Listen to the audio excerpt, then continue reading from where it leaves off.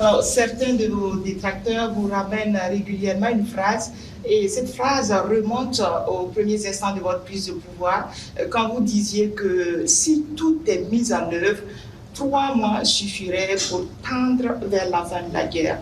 Et ces détracteurs disent aujourd'hui que 3 ans plus tard, la guerre n'est pas totalement terminée. Monsieur le Président, ce soir, que leur répondez-vous? D'accord, merci beaucoup. Et merci à tous d'être venus pour cette interview. C'est vrai, c'est ce que nous aurons souhaité, mais les choses n'ont pas été comme on le pense. Et j'ai dit si tout est mis en œuvre. Alors, il y a plusieurs perspectives à mettre en œuvre pour pouvoir atteindre cet objectif dans ce laps de temps. Mais tout n'a pas été mis en œuvre comme on le souhaitait. Primo, l'adversité. Alors, dès que nous sommes arrivés au pouvoir, nous aurions espéré qu'on nous laisse travailler très rapidement et pouvoir avancer. Malheureusement, certaines personnes nous ont approchés et ont voulu que nous allions dans leur sens parce que leur objectif n'était pas que la guerre finisse de sitôt. Je veux parler de certaines forces étrangères qui étaient présentes sur notre sol. On a eu des débats houleux avec des diplomates venus d'ailleurs sur la question, mais personne ne voulait qu'on aille dans le sens de finir cette guerre. Nous l'avons compris à travers les messages. S'il arrivait que des gens viennent jusqu'à nous dire qu'il faut qu'on accepte qu'ils soutiennent les terroristes et nous soutenir également, ça veut dire ce que ça veut dire, c'est une guerre entretenue. Donc nous avons très vite compris, on s'est débarrassé de toutes les forces qui étaient présentes ici, que ce soit les forces françaises, les forces américaines, et nous avons compris que la lutte sera âpre. La deuxième chose aussi était nous croyions que nous avions quand même un minimum d'armes et de munitions en stock. Aujourd'hui, je peux vous dire ce que j'ai trouvé par exemple en stock. Il y avait en tout et pour tout au Burkina Faso moins de 100 000 cartouches de Kalachnikov. Et les armes, nous avions à peine une centaine. Comment est-ce qu'on pouvait faire la guerre? Il fallait se rééquiper, redoter l'armée en effectifs, en armement et tout. Ce qui a fait que l'objectif de 3 mois, si ces conditions préalables étaient réunies, c'était bien possible. Mais il n'y avait rien. On n'était pas préparé à la guerre, tant sur le plan équipement que sur le plan effectif. Justement, Monsieur le Président, vous venez de le dire, hein, quand vous preniez le pouvoir, si on veut caricaturer, il y avait plus d'hommes que de munitions dans l'armée burkinabé. Et aujourd'hui, où en est-on avec le programme d'armement de cette armée-là? Et puis, quels sont les signes qu'elle est en train progressivement de monter en puissance? Très bien, je l'ai dit. Je ne peux pas dépeindre toute la situation qu'il y avait, c'était catastrophique. Et comme je l'ai dit, vous pourrez enquêter. Il y a peut-être même dans cette salle des militaires qui étaient sur le front, sans armes. Ça existait dans notre armée. Donc ce sont des situations, on croyait que c'était juste, je ne dirais pas de la mauvaise foi, mais une situation incompréhensible. Pour nous, il y avait les armes et on refusait de doter. Mais quand on a été face à la réalité, très vite, on s'est résolu à chercher d'abord à armer l'effectif qui était là. Et là, ça a été la croix et la bannière. Parce que beaucoup de puissances ont refusé de nous vendre les armes. Et donc, on s'est tourné vers ceux qui avaient envie de nous vendre les armes. Très vite, on s'est équipé. On a recruté les VDP, on a pu payer tout ce qu'on voulait. Le processus, nous avons fait un plan d'équipement pour une montée en puissance. Et comme vous le constatez depuis maintenant 2 ans, les équipements commencent à rentrer. C'est toujours pas fini. Et ça continue de venir. Peut-être que dans quelques jours, vous verrez encore de nouveaux équipements qui seront présentés, qui sont principalement des équipements d'appui. Parce que d'abord, l'infanterie, il fallait l'équiper pour que chaque homme puisse avoir une arme en dotation. Ça, c'était un gros défi. Nous y sommes. On continue de recruter, comme vous le constatez. Chaque année, c'est entre 10 000 et 15 000 hommes qu'on recrute. Ça, c'est un effort considérable. Parce que, quoi qu'on dise, l'adversité est là. Et le volume de terroristes augmente. Parce que les impérialistes recrutent beaucoup de mercenaires qui viennent au Burkina Faso pour combattre. Donc, il faut qu'on s'adapte à la situation. Et maintenant, nous avons notre 3e phase, qui n'est plus d'acheter, mais de fabriquer nous-mêmes. Et nous sommes aussi là-dedans. Donc, c'est ça la montée en puissance. Il faut bien s'équiper, mais aussi créer une industrie de défense. Ça, c'est très important. Dans quelques mois, bien quelques années, on aura ici, nos militaires vont utiliser des armes made in Burkina. Bien sûr. Nous avons la capacité intellectuelle. Il y a de la ressource. Il suffisait juste de chercher. Et voilà. Nous sommes là-dessus. Vous serez surpris sûrement. En ce moment, au moment où on parle, quel est exactement le moral de nos troupes sur le terrain? Vous avez très bien touché le cœur du problème, la ressource humaine, les hommes déterminés. Il ne s'agit pas juste de payer de l'équipement, il faut des hommes déterminés. Et si vous remarquez, nous sommes en train de construire une armée de qualité. Et il n'est pas rare que souvent, lorsque nous jugeons qu'un chef d'élément ou bien une unité a failli à sa mission, qu'on les radie et qu'on les poursuive. C'est arrivé plusieurs fois et ça continuera comme ça. Si vous êtes engagé pour être militaire, vous devez accomplir la mission parce que la mission est sacrée pour nous. Et l'autre chose, c'est que malgré la pression, malgré les défis, les hommes continuent de se battre et ils sont très résilients. Si aujourd'hui vous attrapez un soldat burkinabé et le demandez, est-ce que vous voulez que d'autres personnes viennent se battre à votre place ou viennent vous aider? Ils vous diront jamais. Ils préfèrent mourir. C'est à ce niveau que vous jugez leur morale. Ils sont prêts, toujours prêts, malgré la situation. Peu importe la bataille qu'on perdra, on va toujours maintenir le terrain. C'est ça qui est très important dans le mental des soldats. Donc, le moral est au top. Les gens n'espéraient pas être à ce niveau d'équipement. Ils y sont. Donc, ils se donnent à fond. Et moi, je ne peux que féliciter et remercier tous ceux qui se battent. C'est très important. Alors, Monsieur le Président, dans votre argumentaire, vous parlez d'une guerre qui prend différentes formes, qui mue. On se pose toujours cette question 10 ans après, qui attaque le Burkina Faso? Ce n'est pas du terrorisme seulement. C'est une guerre pour s'accaparer de nos richesses et nous empêcher de nous développer. Je l'ai une fois développé lors d'un discours, je pense. Je disais que si nous, on arrive à exploiter convenablement notre sous-sol, à transformer ce que nous sommes en train d'exploiter ici, ce que nous produisons, il y aura un sous-emploi chez eux là-bas. C'est une bataille. Ils pillent nos richesses pour pouvoir survivre. Donc, c'est une guerre d'indépendance. Il faut que nous menons cette guerre pour être totalement indépendants, décider de notre développement, de notre trajectoire. Donc, c'est de ça qu'il s'agit actuellement. Monsieur le Président, rien qu'en 2025, il y a eu plusieurs tentatives de coup d'État qui ont été déjouées. Monsieur le Président, est-ce qu'il vous arrive parfois d'avoir peur? Merci. Je pense que c'est la seule force que j'ai. Je n'ai pas peur. Parce que j'ai confiance en vous tous. Ça, c'est la première chose. Il faut avoir confiance au peuple. Parce que c'est le peuple qui nous a confié cette mission. Et j'ai confiance au peuple, qu'ils comprendront. Et voilà pourquoi on n'hésite pas aussi à être devant le peuple pour leur expliquer la situation et leur dire ce qu'il y a. Et ça permet de garder une très bonne relation. Ça, c'est la première des choses. La deuxième chose, comme je l'ai dit, il y a une mentalité qu'il fallait développer au sein même de nos forces. Ça, c'est très important. Actuellement, cette mentalité-là, les gens comprennent pourquoi ils se battent. Vous prenez, il y a quelques années de cela, plusieurs officiers sur le terrain ne savent pas pourquoi ils se battent. Mais si nous savons pourquoi nous nous battons, qui nous avons en face et pourquoi il y a cette pression, les gens comprennent mieux.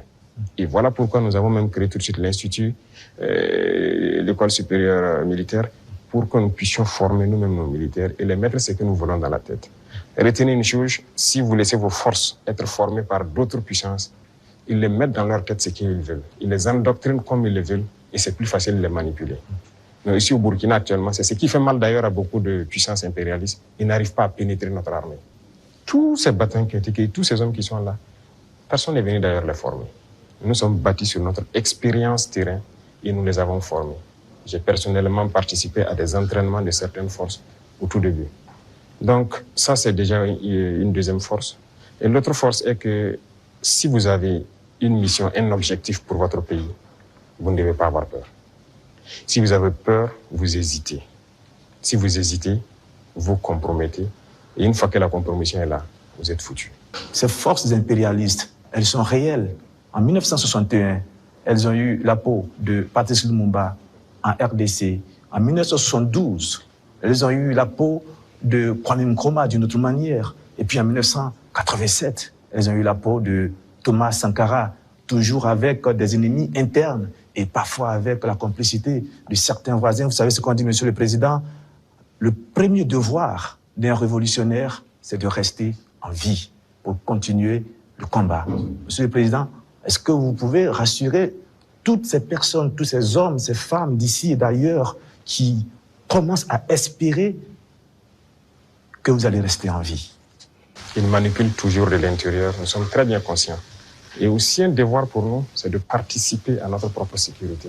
Ce n'est pas aujourd'hui de dire que je suis chef d'État, Et voilà, je confie la sécurité juste à des gens. Non, tout le monde participe. Moi-même, je participe. Et c'est pourquoi je dis, ce n'est pas juste une affaire de ceux qui sont à côté de moi, c'est une affaire de tout le peuple. Et la sécurité, ce n'est pas une affaire d'hommes de tenue et tout ce que vous pouvez imaginer. C'est tout un ensemble. C'est aussi des comportements, des manières de vivre. Il faut éviter beaucoup de choses que peut-être des erreurs ont été commises dans le passé. Nous avons lu beaucoup sur tous ceux dont l'impérialisme a eu la peau et nous avons appris beaucoup de leçons. Voilà pourquoi on dit on ne laissera pas les choses se répéter. On anticipera, quitte à ce que les gens interprètent comme ils veulent, on va anticiper. Mais parce que nous avons compris le message, l'espoir qu'il y a, on fera tout pour anticiper toujours les actions de l'impérialisme.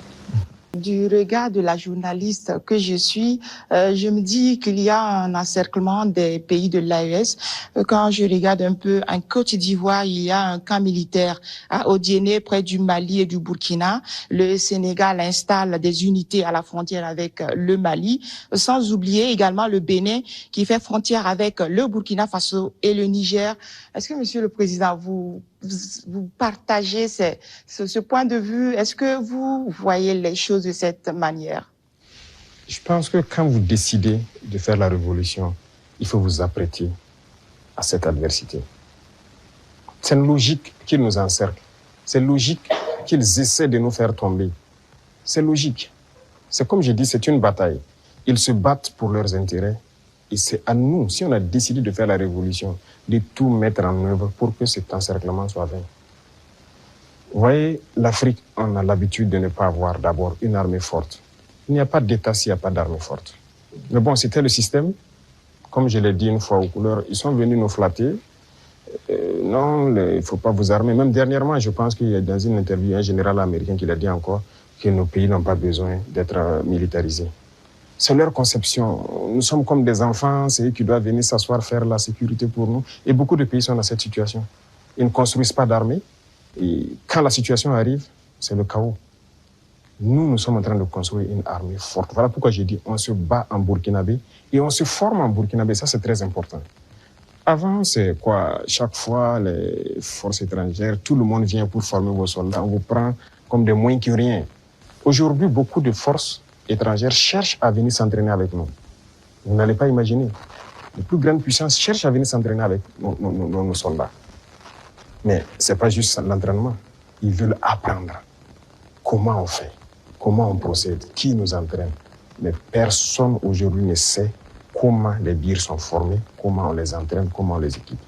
Pourquoi nous, on croit que c'est les autres qui doivent venir nous former? Ils n'ont pas créé quelque chose. Ils ont réfléchi. Nous sommes dotés de cerveau. Donc, il faut une armée puissante pour faire face à l'adversité. Ils vont continuer à nous encercler. Parce qu'il y aura toujours en Afrique des États comme ça, des chefs d'État comme ça qui vont autoriser. Parce qu'ils ont les mains liées, ils trahissent toujours. Ils vont accepter toujours que les impérialistes viennent chez eux pour attaquer leurs propres frères. Ça, si vous acceptez la révolution, vous devez partir avec ce concept. Ça va exister. Donc, on n'y peut rien. On fait avec, mais c'est à nous de nous préparer pour que l'encerclement soit nul, qu'ils ne puissent jamais atteindre leur objectif. C'est tout. Donc, on fait avec. Tout récemment, la CEDEAO a tenu un forum des chefs d'état-major général des armées d'Afrique. Le Mali et le Burkina Faso n'y étaient pas, mais le Niger, si. On sent un manque de solidarité, vous qui êtes au sommet de l'État. Qu'est-ce que vous pouvez nous dire? Bon, pas un manque de solidarité. Retenez que c'est une confédération, ce n'est pas une fédération. Sur certains aspects, on fait beaucoup de choses, en tout cas en tandem, mais dans la charte, il est dit que des pays peuvent décider des relations et de ce qu'ils peuvent faire. On ne peut pas dire à tel pays de ne pas collaborer avec tel pays, non. On n'est pas à cette étape d'abord. On est en train de consolider la confédération sur les aspects, un bon nombre d'aspects de développement, de défense et de diplomatie.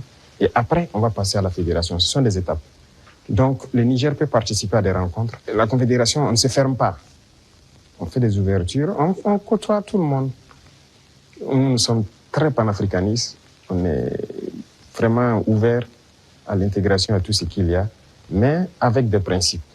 Monsieur le Président, est-ce que vous avez un problème particulier avec les médias, donc avec nous les journalistes? Je dis cela parce qu'on a l'impression qu'il y a eu un malentendu. Je parle des médias nationaux, par des médias internationaux dont certains sont tombés dans la poubelle depuis un certain moment. C'est un fait. Et pas des médias nationaux. On a l'impression qu'il y a eu un malentendu au début et il y a quelque chose, un brouillard comme ça qui est là. Comment vous analysez la situation, Monsieur le Président? Vous savez que je ne suis pas hypocrite. Il y a eu un malentendu. Il y a eu un brouillard au début. Mais aujourd'hui, je dois dire que je félicite beaucoup de médias pour leur travail professionnel.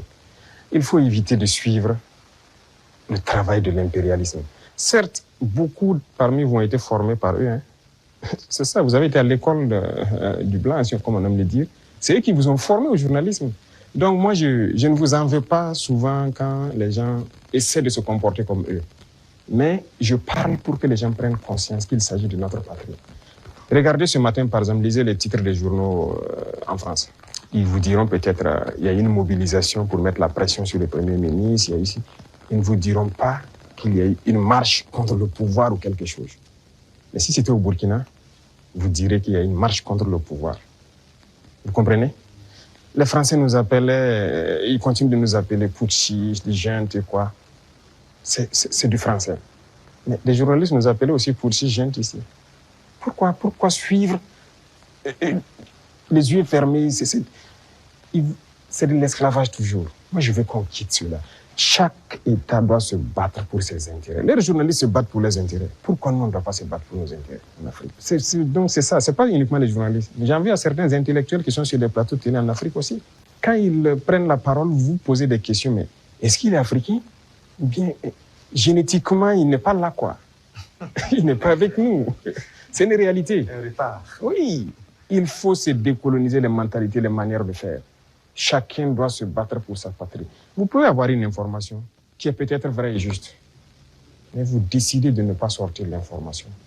Parce que ça peut porter préjudice à la défense nationale, à la sécurité, à la cohésion, et ainsi de suite. Ça, c'est une décision souveraine, parce que vous voulez préserver votre pays. Mais on ne dit pas seulement dès qu'il y a une information, il faut la sortir. Non, c'est pas comme ça.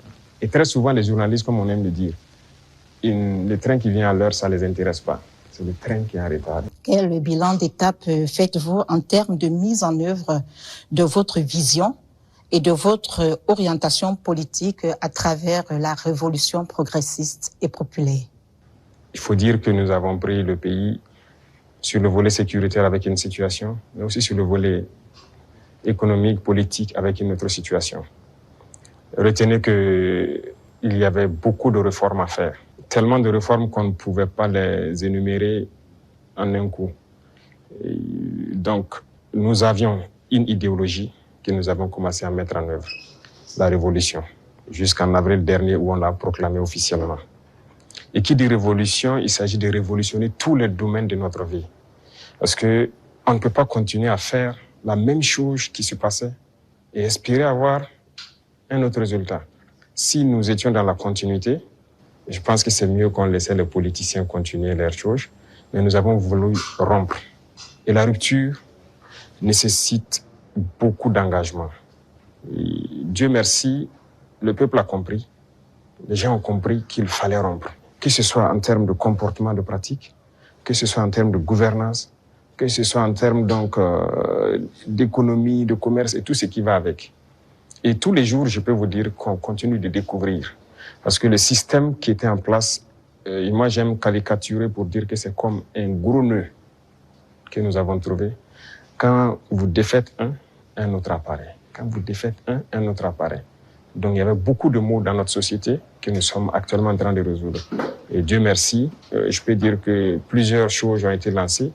Et le bilan, pour moi en tout cas, c'est satisfaisant, même si je pense qu'on peut faire encore plus d'efforts. Voilà. Et si vous souhaitez, domaine par domaine, vous pourrez me poser des questions, parce qu'il y a beaucoup de choses qui ont été entamées. Quel est le contenu de cette révolution? Le contenu exact, comme je l'ai dit une fois, je ne le dirai pas. Si vous permettez à tout le monde de connaître les détails de ce que vous voulez faire, on peut anticiper sur votre action. Mais nous avons dépeint voilà, les gros points pour que les gens puissent comprendre où nous allons. Alors, si vous remarquez, dans le modèle même de gouvernance, la lutte contre la corruption et la bonne gouvernance, il y a d'abord l'exemple que les gouvernants doivent donner. Comme je dis, vous ne pouvez pas être là, une catégorie de Burkinabés, parce qu'on vous a confié des postes, Vous, c'est le choix entre les bons whisky et les bons champagnes. Pendant que des femmes meurent en allant chercher l'eau à la rivière, elles se noient ou quelque chose, ce n'est pas possible. Donc, il y a cette idéologie-là qu'il faut avoir pour pouvoir avoir une société de justice. Tout le monde doit pouvoir avoir accès, par exemple, à l'eau potable. Vous ne pouvez pas, vous, manger comme vous voulez, faire le choix des repas et jeter ce que vous voulez à la poubelle, pendant que d'autres ne peuvent pas avoir un seul eau. Ce qui nous a amené à lancer des initiatives dans l'agriculture, par exemple, parce que notre population est en majorité agricole. Mais pendant longtemps, on se rend compte qu'ils sont délaissés. Ce n'est pas nos terres qui sont pauvres, ce n'est pas qu'ils n'ont pas la capacité de travailler. Mais il fallait les donner aussi ce souffle-là, ce qui nous a amené à créer des initiatives. Aujourd'hui, je pense que le plus important pour moi, lorsque vous rentrez dans les campagnes et que vous posez des questions aux cultivateurs, ils peuvent vous dire que franchement, voilà, ils se sentent bien maintenant. Ils cultivent, il a de quoi se nourrir, et le surplus, il le revend généralement à la SONAGES qui paye, qui fait un stock de sécurité. Et lorsque dans certaines zones ou dans certaines périodes, il y a des soucis, ils le ressortent, ils le vendent à prix bien subventionné, accessible de tous. Donc ça, c'est très important. L'idéologie de révolutionner beaucoup de domaines, quand on prend le domaine même des finances publiques, alors on est en train de digitaliser beaucoup de paramètres, avec beaucoup de difficultés parce que les gens n'aiment pas ça. Bientôt, par exemple, on va lancer la facture électronique. Déjà, quand on a émis l'idée, mais beaucoup de grands opérateurs sont opposés à cela. Pourquoi ils ne veulent pas la transparence? Parce qu'on a habitué les gens à la tricherie, à voler. C'est comme une norme. C'est ce qui était installé, donc il faut changer tout ça.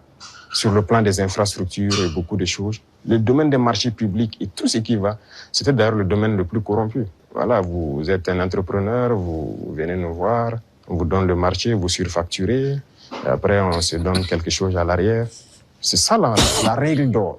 Et donc quand quelqu'un même vient avec cette idée, vous êtes exclu d'office. On ne vous permet pas. Et si on laissait continuer dans cela, je ne pense pas qu'on puisse s'en sortir. On ne pourrait pas payer des arbres parce que, comme je l'ai dit, si vous ne faites pas des économies d'échelle, vous ne pouvez pas vous équiper. Vous ne trouverez pas une seule banque dans le monde où vous partez prendre un prêt pour payer des armes. Ça n'existe pas. C'est avec vos fonds propres que vous pouvez vous équiper. En tout cas, nous, on n'a pas eu cette occasion. Et si quelqu'un en connaît, peut-être qu'on est preneur. Et tout ce qu'on est en train d'acquérir, je vous ai dit une fois le montant, ce sont des milliards de dollars. Hein. Comment on fait? Où on a puisé l'argent? Et cet argent était là. Il fallait assainir le domaine des finances, le commerce et tout ce qui va avec. Et le fonctionnement de nos sociétés d'État, vous avez pu remarquer cette année les résultats de 2024 qui sont au-delà. 2025 est encore meilleur que 2024. Je prends le domaine des hydrocarbures où dès 2023, nous avons fait d'énormes progrès. Avant, c'était des subventions de l'État. Ça veut dire on collectait encore des impôts pour subventionner la société, pour payer le surplus, le manque à gagner et tout ça. Mais maintenant, la société n'est plus dans cette situation. On a épongé toutes les dettes de la société et elle commence à faire des marches. Mais c'est parce qu'il y avait la corruption dans le milieu. Donc il y a tellement de situations, je ne peux pas tout citer. Et donc il faut révolutionner ce domaine aussi par la digitalisation et tout ce qui va avec. L'administration en gros, tout est en train d'être digitalisé pour que les gens n'aient plus accès à l'argent liquide qui circule et que les choses soient transparentes. Vous qui demandez le service, vous savez à quoi ça correspond et vous savez où votre argent part. Les infrastructures, vous êtes témoins aussi, qui sont vraiment un problème crucial. On est en train de révolutionner tout. Donc c'est l'esprit comme ça, de changer de paradigme, faire ce qu'on n'avait pas l'habitude de faire. Donc comprenez ça par cette phrase. Quelle peut être la place donc de ce politique actuellement dans cette révolution? Je ne vais pas être hypocrite encore. Si c'est cette mentalité politique, ils n'ont pas de place dans la révolution. C'est opposé. Regardez comment le Burkinabé était. Puisque pendant 27 ans, bon, plus de 27 ans de règne de Blaise et même le pouvoir du MPP, ça continue dans la même politique. Et cette politique, notre génération est née dedans. Donc on est né et les gens ont grandi avec une mentalité. Si tu ne connais pas quelqu'un, tu ne peux pas avoir accès à certains services. Ce qu'on appelle les deals. Tout le monde a évolué avec cet esprit de deal, de corruption, du tout.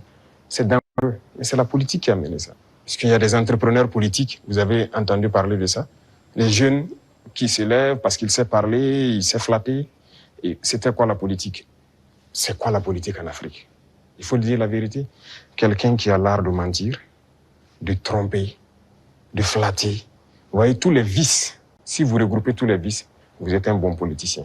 C'est la réalité. Nous, au village, quand on voit quelqu'un qui est un trompeur, il ne dit pas la vérité, on dit, lui, là, c'est un politicien. C'est comme ça on disait. Donc, il faut que cette mentalité change. Beaucoup ont changé. Beaucoup ont compris, ont changé et marchent avec nous. Maintenant, ceux qui veulent rester dans leur radicalisme politique ancienne, là, ils n'ont pas de place. Ça, on ne va pas se mentir. Sinon, qui ne faisait pas la politique au Burkina? Mais c'est le même peuple. Mais c'est parce qu'on a parlé, ils ont compris, et par les actions, ils voient, ils ont compris que les gens commencent à changer de mentalité. Et nous voulons changer définitivement les mentalités pour que personne ne pense qu'il faut d'abord appartenir à tel parti pour bénéficier d'une route, il faut appartenir à tel parti pour avoir un fourrage. Non, tout le monde au Burkina doit bénéficier des bienfaits de la nature du Burkina, du travail du gouvernement. Donc, la politique, moi je disais que la manière de la faire, ça divise. Et ça donne des avantages particuliers à un groupe, et l'autre groupe n'a pas d'avantage. Donc non, il faut qu'on arrête ça. Donc beaucoup ont changé, beaucoup... Il y en a qui sont dans des postes de responsabilité. On nous interpelle même que non, lui là, il a milité dans tel parti. Je dis aux gens, non, on n'est pas là pour diviser, on est là pour unir. Tant que la personne a compris et veut faire le travail comme on le veut, on le met. Comme il y en a aussi qu'on a responsabilisé à des postes et qu'on les a cherchés. Parce que s'il vient et qu'il continue de vouloir faire la même chose qu'il faisait, on va te chercher et on va te punir. Excellence, vous l'avez dit plusieurs fois, il faut de l'ordre et de la discipline pour le développement du FASO. Le recyclage des jeunes a déjà commencé. Comment enrôler les autres couches de la société?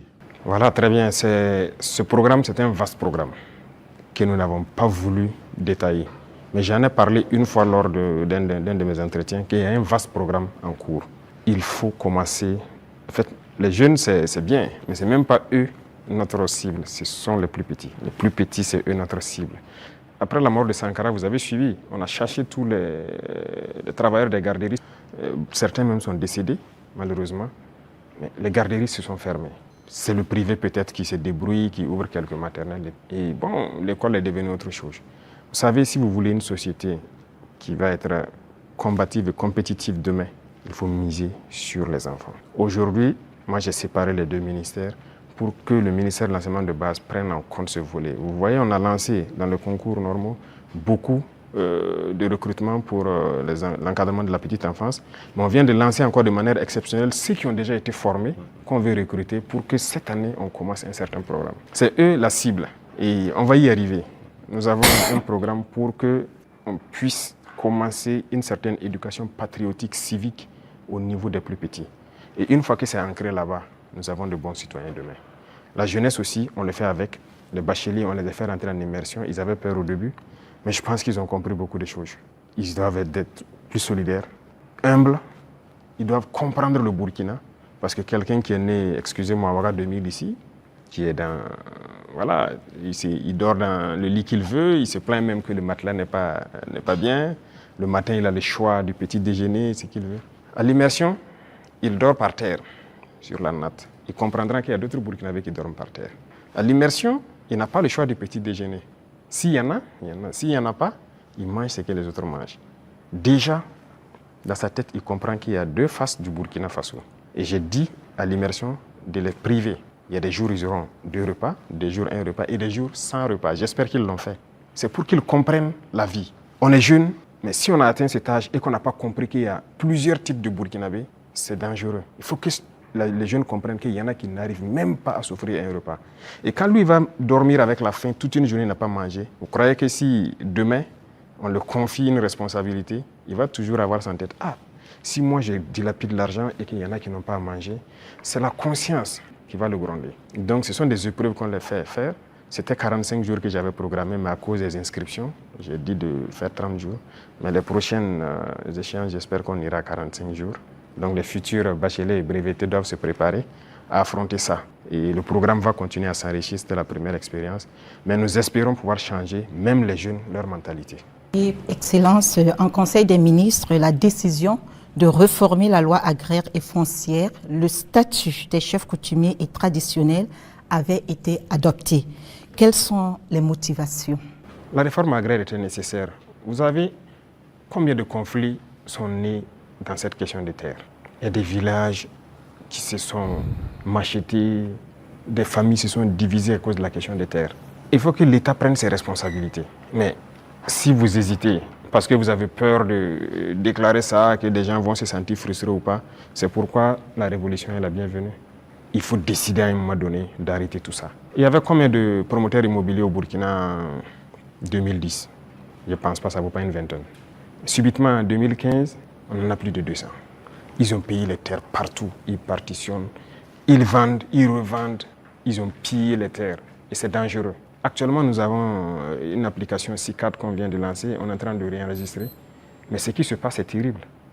Même les parcelles dans les villes, les gens vendent et revendent à plusieurs personnes parce que ce n'était pas digitalisé. C'est un gros registre. Vous pensez que quelqu'un peut fouiller des registres, voici le numéro de la parcelle appartient à telle personne, donc toi tu es allé acheter, c'est pas...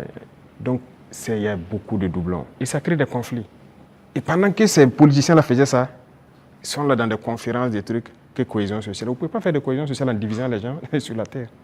Voilà pourquoi on a décidé de prendre nos responsabilités, d'arrêter ce massacre-là. Et voilà, la terre appartient à l'État. Et désormais, on fera tout pour équilibrer au maximum voilà, la situation et que les gens ne se sentent pas lésés. Pour la chefferie coutumière, c'est pareil. Cette loi est là il y a longtemps. Hein. Très longtemps, selon ce qu'on m'a dit, mais personne ne veut. Mais nous avons décidé de mettre la main à la pâte, regarder, parce que la chefferie coutumière, pour moi, ils doivent être respectés, ils doivent être écoutés, ils doivent être ceux-là qui travaillent pour la cohésion sociale. Quand ils parlent, quand il y a un conflit, il y a une situation conflictuelle, ils doivent parler, pouvoir rassembler et que leur voix doit porter. Donc il y a un certain nombre de privilèges, si je peux dire, qu'on a mis autour, des symboles dans la nation qu'on a mis autour pour que les gens les respectent. Qu'on le veuille ou pas, on les respecte et qu'eux-mêmes, ils imposent le respect. Parce que dernièrement, les politiciens les avaient détournés. Beaucoup, aujourd'hui, voilà, regrettaient avoir marché aux côtés des politiciens. Il y a des villages où les gens sont divisés, les gens ne respectent plus les chefs. Mais avec cette loi, en tout cas, qu'on a amenée à la LT, nous avons essayé d'élaguer beaucoup de choses pour que leur respect dans la société puisse être réinstauré. Et ça, c'est très important. Quel message, donc, renvoie votre gouvernement avec ses partenaires sociaux quand on sait que la situation était tendue entre le gouvernement et les syndicats? Comme c'était tendu entre le gouvernement et les journalistes. Il faut que chacun comprenne qu'il faut se battre pour sa patrie. Nous avons fait comprendre aux gens. Vous savez, moi j'ai parlé avec les responsables syndicaux. Je les ai réunis ici, je les ai parlé à un moment donné de notre histoire. Mais j'ai été déçu après. Donc je les ai dit, soit vous êtes burkinabé ou vous n'êtes pas burkinabé. Donc le bras de fer s'est enclenché. Mais après on a décidé de les revoir parce qu'on suppose qu'ils ont compris le message. Et même ça, je ne vais pas mentir, quand ils sont venus, ils ont voulu encore comprendre et sortir certains comportements, les faire comprendre, ça ne marche pas. Le pays est en guerre, il faut tout faire pour le pays. Ce syndicalisme importé là, c'est pas du syndicalisme ça. Il y en a même qui se vantent d'avoir participé à la chute de Sankara. Et c'est eux qui ont tout commencé, ainsi de suite. Vous croyez que c'est bien ça? Les Occidentaux vous manipulent et vous continuez à agir comme eux ils veulent. Ça, ce n'est pas du syndicalisme. Un syndicaliste se bat pour les intérêts des travailleurs. Mais la plupart du temps, ce que les responsables même veulent, c'est venir manger avec le pouvoir. Et les gens se taisent. Non. Écoutez, nous, on a beaucoup de dossiers sur beaucoup de personnes, pas seulement les syndicalistes. Hein. Dans la société, on a beaucoup de dossiers. Les gens qui nous ont approchés au début, qui ont voulu des avantages, qui ont voulu quoi, qu'on a refusé, qui s'y retournent, qui sortent, qui parlent, on a leur dossier. Donc, syndicalisme sain, il y a beaucoup d'actes que l'on a posés. On n'a pas attendu que les gens sortent dans la rue pour marcher, pour le poser. Quand j'ai parlé des travailleurs des garderies, ce n'est pas quelqu'un qui est venu nous dire qu'il y a des travailleurs qui avaient été cherchés, il faut les remettre dans leurs droits. On a vu un dossier et qu'on a trouvé qu'il faut les remettre dans leurs droits. On a dit au ministre des Finances, trouve l'argent nécessaire pour régler. Les gens de la mairie, des gens de la brigade verte, là, ceux qui travaillent, mais ils avaient combien de mois d'arriéré? C'est pour ces intérêts-là, ces gens-là qui n'ont pas de travail, pour que les gens ne se battaient pas pour ça avant. On n'est pas venu vers nous pour nous dire, moi les femmes balaient devant chez moi, c'est un de mes hommes qui est sorti une fois, ils ont dit, ah ça fait des mois, ainsi de suite, leur travail. Je me suis renseigné, on m'a dit, c'est vrai. J'ai dit de les payer. Il faut rattraper tout ce qu'elles ont raté. Il y en a qui avaient des dizaines de mois d'arriérés de salaire. On a sorti le dossier et on a décidé de rattraper tout ça. Donc il faut qu'on fasse du syndicalisme sain. S'il y a un problème, qu'on nous approche et qu'on nous explique. Si on peut résoudre, on vous dira on peut le faire. Si on ne peut pas, on vous dit bon, pour l'instant on ne peut pas, mais on pourra le faire dans tant de temps. Mais il y a un problème, on rassemble les médias, on parle comme on veut. J'espère qu'ils trouveront la solution avec vous. Sinon, si après ça, vous ne venez plus vers nous. Moi, je veux qu'on travaille en africain. Quand il y a un problème dans la maison, on s'assoit, on parle Et nous, on se doit d'être véridique. Ce qu'on peut faire, on doit dire clairement, on peut faire ça. Ce qu'on ne peut pas faire, on vous dira aussi on ne peut pas. Maintenant, si vous ne voulez pas, chacun fait ce qu'il peut faire. Mais il faut qu'on soit responsable. Il n'y a pas de problème qui ne puisse pas se résoudre. Et comme j'ai dit, toujours agir avec en tête l'intérêt de la patrie. Ça, c'est très important.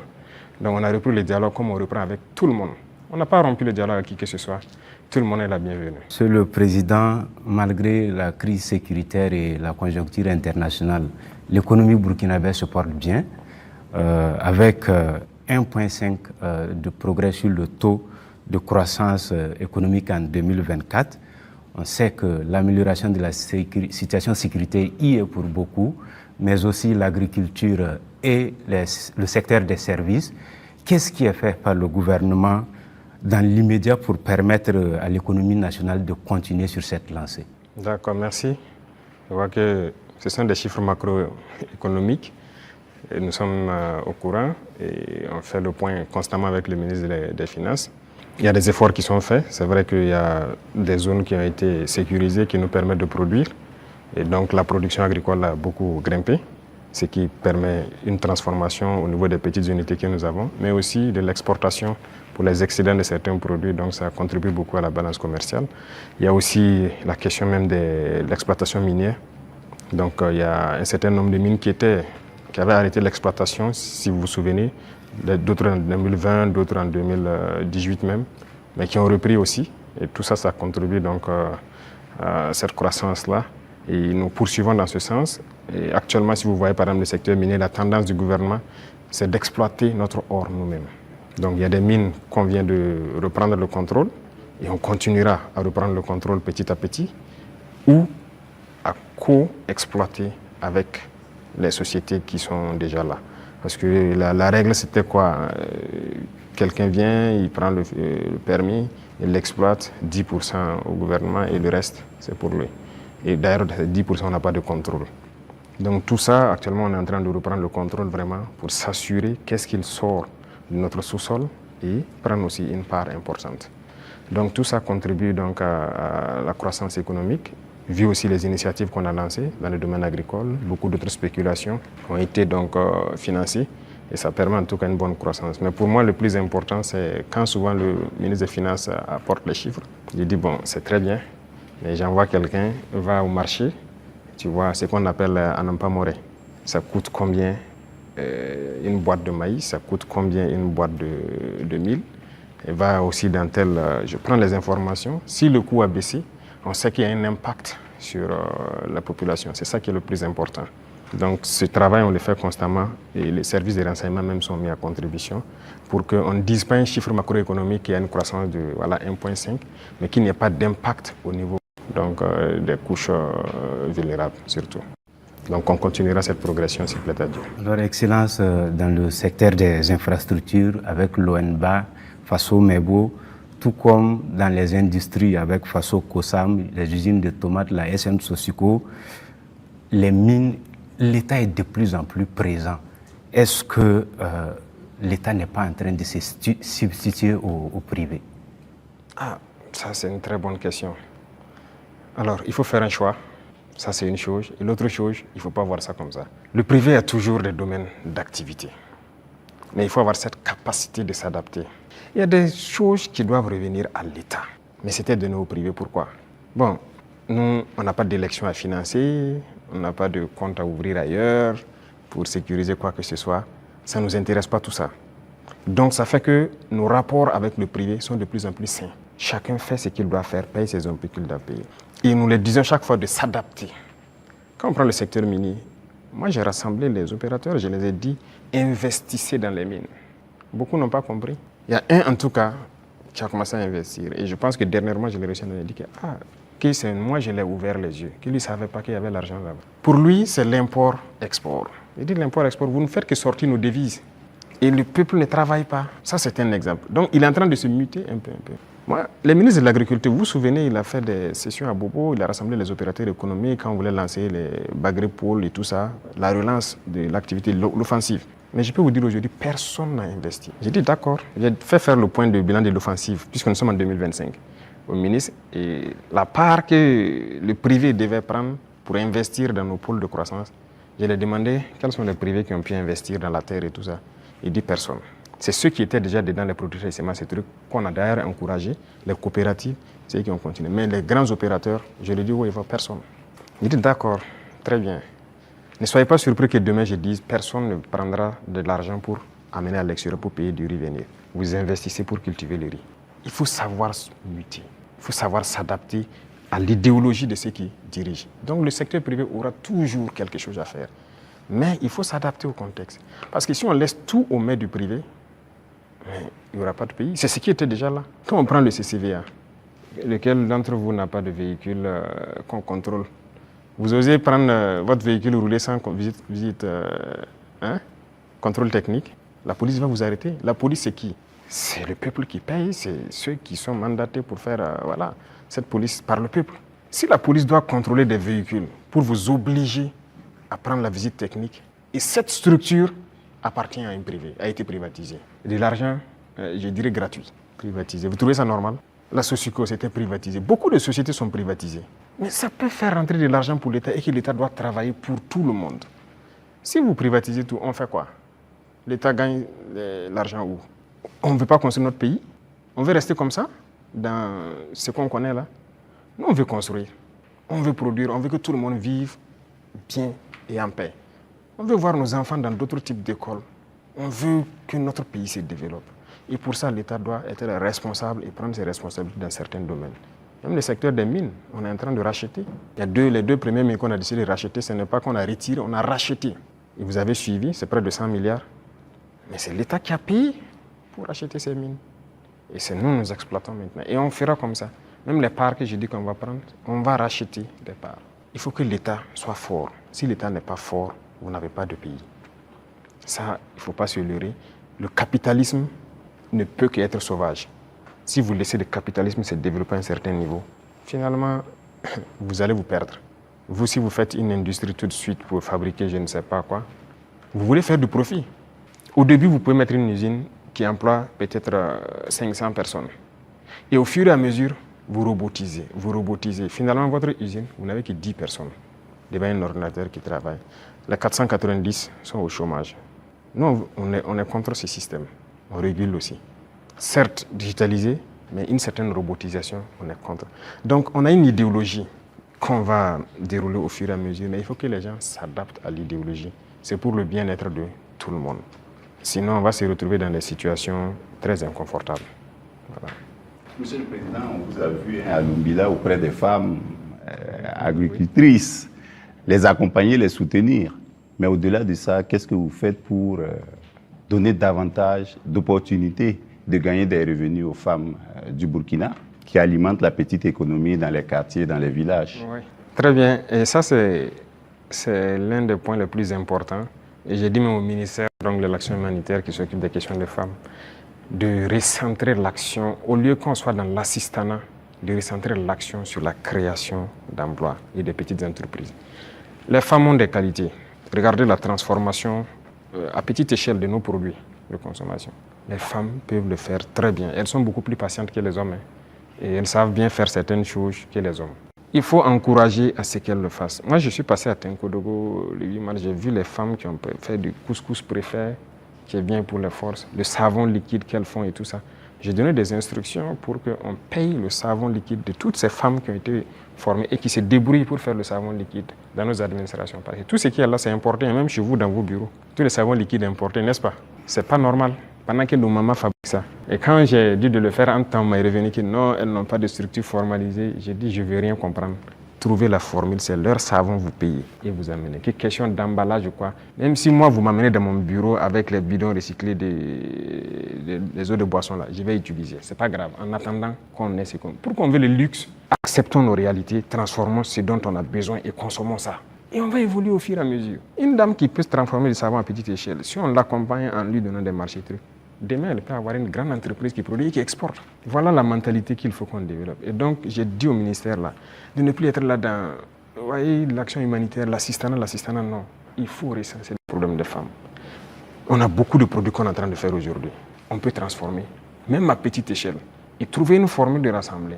J'ai discuté avec des femmes à Bobo. J'ai dit, par exemple, les produits oléagineux. Les femmes peuvent produire l'huile brute par coopérative et trouver des gens qui ont un certain niveau, qui mettent une raffinerie en place. Et leur rôle, c'est de payer les huiles brutes et de raffiner pour donner de l'huile parfaite sur le marché. Il faut qu'on aille vers ça. Mais si on s'assoit, bon, je n'ai pas la capacité de faire l'huile et puis la raffinerie coûte cher, tout le monde n'est pas obligé de faire la raffinerie. Mais on peut organiser pour que... Voilà. Donc dans plusieurs domaines, c'est ce qu'on est en train de vouloir développer et permettre aux femmes vraiment de mettre en œuvre tout ce qu'elles savent faire.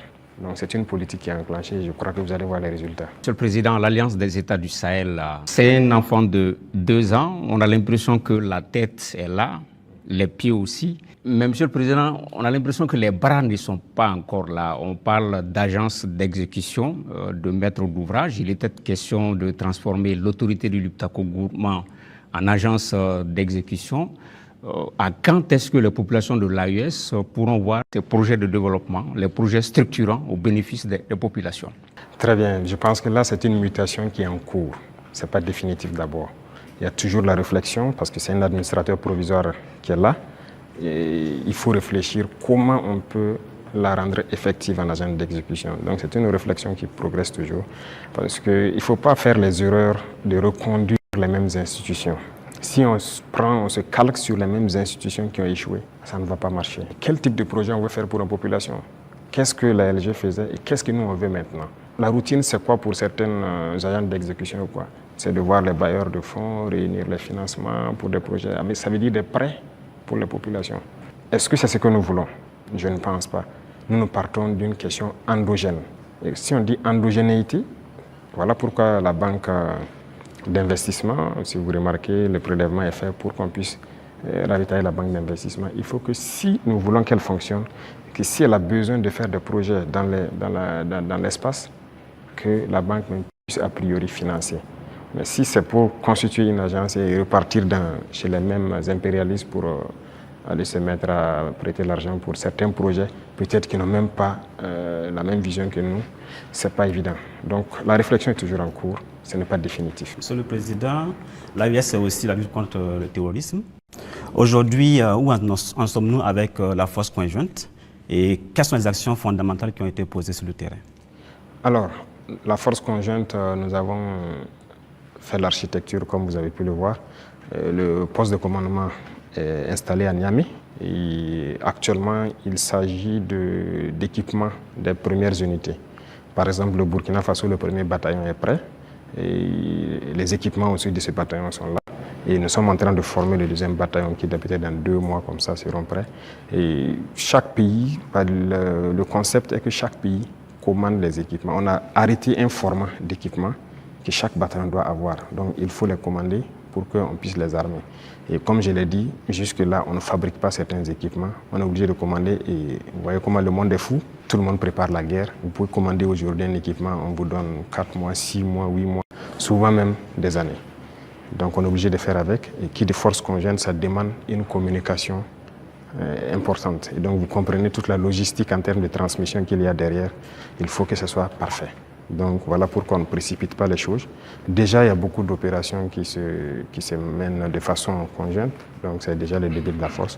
Peu importe la situation qui se passe entre nous, le Niger ou du côté du Mali, nos forces arrivent à déjà coordonner pour travailler. C'est ça le plus important. Quand on regarde, pour rester sur la force conjointe, quand on regarde la photographie de l'AES, la Confédération est entourée par des pays avec lesquels souvent il y a des frictions diplomatiques. C'est-à-dire quand on prend le Niger, il y a des frictions avec le Bénin, le Mali, il y a des frictions avec l'Algérie, le Burkina, même si on ne le dit pas, des petites frictions souvent avec la Côte d'Ivoire. Comment transformer justement ces frictions diplomatiques en opportunités opérationnelles pour lutter contre le terrorisme, Monsieur le Président? C'est ce que j'ai dit. Vous voyez, c'est autour de l'AES. Si nous connaissons la menace qu'il y a autour de nous, l'opportunité, la seule opportunité à saisir, c'est de développer des armées très fortes et d'essayer de nous développer. C'est la seule opportunité. Sinon, l'adversité, on va toujours l'avoir. Ce n'est pas comme ce que vous avez cité, c'est réel. C'est réel. Mais qu'est-ce qu'on peut bien faire? Le problème en Afrique, très souvent, ce sont les dirigeants. Ces frictions diplomatiques, c'est pas entre... Moi, je n'aime même pas dire les frictions entre les États. Il n'y a pas de friction entre les 2 pays ou quoi. Il y a friction entre les dirigeants des pays. Est-ce qu'entre armées de l'AES et ces pays-là, ça coopère, ça se renseigne, il y a la collaboration? Bon, pour certains cas, je ne sais pas, mais je prends par exemple le cas de... Même avec le Bénin, nous, on n'a pas les mêmes approches en termes de terrorisme. Je prends par exemple le cas du Bénin. Moi, avant d'aller à Moscou la dernière fois, en mai, un jour, j'étais là, il y avait une menace qui planait sur un détachement au Bénin. Mais eux, les militaires n'attendent pas de monter au niveau politique ou quoi que ce soit pour certaines choses. Hein. Ils ont contacté nos forces à l'Est, qui ont confirmé en tout cas la menace. Ils ont demandé si on pouvait faire quelque chose. Moi, j'étais encore là, c'était un samedi, je me souviens. J'ai ordonné à nos appareils d'aller survoler et voir ce qui se passe parce qu'ils ont intercepté les communications de regroupement. Effectivement, les drones sont arrivés à la frontière, ils ont vu que les terroristes se regroupaient pas loin de leur base. On a frappé et on a avorté l'attaque. Ce n'est pas une fois, ce n'est pas deux fois. Vous voyez, les forces coopèrent. C'est ça l'esprit militaire. Un bon militaire, la menace d'abord, il y a une menace commune. Mais maintenant, c'est souvent au niveau, comme je l'ai dit, au niveau des dirigeants, beaucoup n'ont pas compris. Ils sont là dans des guerres inutiles. Mais le plus important, la menace est commune. Si quelqu'un croit qu'il peut se soustraire de la menace, il se trompe. Donc on coopère. Les militaires coopèrent. Vous avez dû voir, par exemple, nous et les dirigeants ivoiriens, il ne faut pas se mentir, ça ne va pas. Mais vous avez dû voir nos militaires, très souvent même, qui se retrouvent, qui s'assoient ensemble à la frontière, qui causent. Voilà, ça fait partie. C'est l'occasion de parler des 6 éléments du Dara. Où est-ce qu'on en est? On a entendu les autorités lors d'une conférence de presse, ils en ont parlé. Au niveau du Burkina Faso, comment est-ce que ça se passe? Qu'est-ce qu'ils ont dit? Ils ont franchi la frontière, ils ont été interpellés. Ils sont là. D'accord. Chaque fois que quelqu'un franchit la frontière, il rentre, mène des actions. Que si ce sont des civils, généralement, ceux qui rentrent, qui posent des questions, qui font des enquêtes. Ça, c'est de l'espionnage, en fait. Donc, c'est logique qu'on les arrête et qu'on les entende. C'est comme avant ça, il y avait des gendarmes qui avaient franchi en armes. C'est arrivé 2 fois, il y avait 6 et 2 entre-temps. On les avait arrêtés, on les avait amenés jusqu'à Ouagadougou avec les armes, on les a auditionnés. Mais un jour, le ministre de la Défense m'a dit que son homologue l'a appelé et plaidé si on peut les libérer. J'ai vu les services de renseignement et j'ai dit, bon, écoutez, s'ils ne sont pas rentrés avec une mauvaise intention et tout, fraternité d'armes et tout ça, il faut les libérer. Le même jour, ils ont été libérés. Et nous aussi, nous espérions que les Ivoiriens, il y a des civils burkinabés en prison, qu'ils les libèrent. Malheureusement, c'est 2 ou 3 jours après, on apprend le décès de notre frère en prison. Et les autres qui sont en prison sont toujours en prison. Et même ce sont des civils, des commerçants. Écoutez, ça, c'est pas de la bonne collaboration. Donc, pour les 6 éléments, on attend. On n'a rien reçu d'abord comme... Les relations entre l'AES et la CEDEAO sont claires, elles sont limpides, c'est la rupture. On se pose des questions par rapport à l'UEMOA. Récemment, lors de la conférence des ministres des Finances de l'UEMOA, il était question que ce soit le Burkina Faso qui préside la conférence des ministres. Ça n'a pas été le cas. Comment est-ce que cette question a été abordée au niveau du collège des chefs de l'État de l'AES? Quelle lecture vous en faites? Non, ce n'est pas surprenant.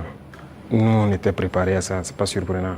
Vous voyez, il y a des gens qui se prévalent de gouverner toute l'Afrique de l'Ouest et qui sont les... Ça ne marche pas avec nous. Ça ne marche pas, on les a dit clairement.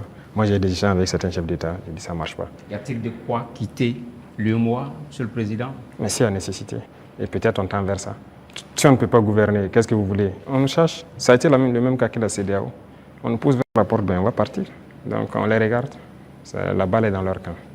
Alors, Excellence, si vous permettez, on va rester toujours en Côte d'Ivoire. Les relations avec ce pays sont exécrables et avec le langage direct et franc du soldat et du révolutionnaire que vous êtes, vous avez eu à dire que les raisons de cette colère, vous n'êtes pas contre le peuple ivoirien, mais contre les dirigeants qui donnent le gîte et le couvert aux déstabilisateurs du Burkina Faso. Alors, à quand et dans quelles conditions peut-on avoir un dégel, un échange d'ambassadeurs entre les 2 pays?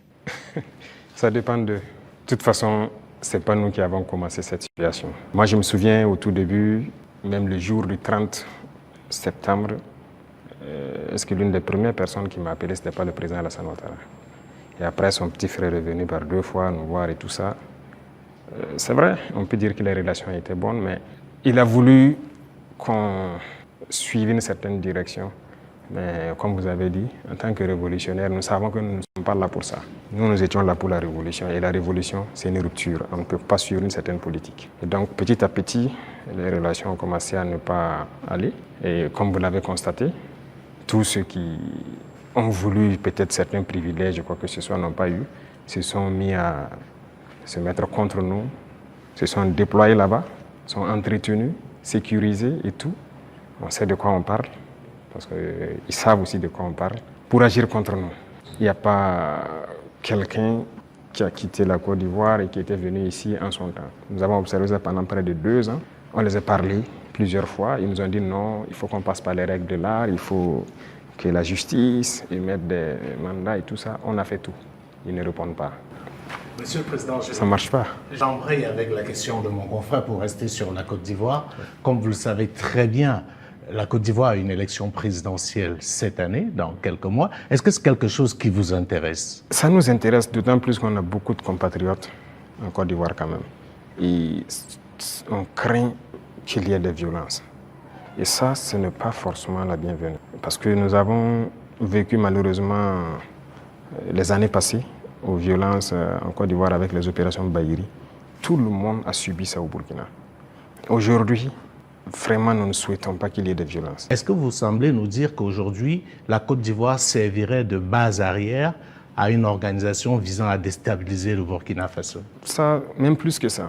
Base arrière à une organisation servant à déstabiliser le Burkina. Ils sont là-bas. Les ennemis du Burkina sont clairement là-bas, affichés, protégés. Ils sont payés, ils sont protégés, ils sont bien logés. En plus de ça, il y a la question du terrorisme. Mais non, le pouvoir flotte avec les terroristes. Il ne faut pas se mentir. Attendez, croyez-vous vraiment que peut-être l'armée ivoirienne est tellement surpuissante que quand les terroristes les voient seulement, ben écoutez, ceux-là, il ne faut même pas les toucher, quoi que ce soit. Vous croyez à ça? Ils sont tellement plus puissants que les 3 armées de l'AES. C'est faux.